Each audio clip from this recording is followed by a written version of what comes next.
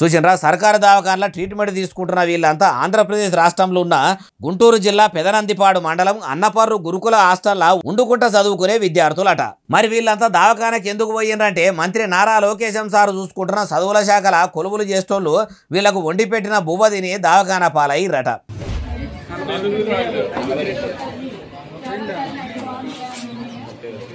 అయ్యా ముఖ్యమంత్రి చంద్రాల సారు 3 మాటల ముఖ్యమంత్రి అయిన మీరు మీ కొడుకు లోకేశన్ సారు లోకోద్ధారకుడు అని చెప్పి చదువుల శాఖల మంత్రిని చేస్తే దాన్ని చక్కదనంగా చూసుకుంటాడేమో అనుకుంటే ఫుడ్ పాయిజన్లు అవుతుంటే ఆయన చూసుకుంటున్న శాఖ కూడా పట్టించుకోనంత దరిద్రంగా తయారైందా ఎట్లా?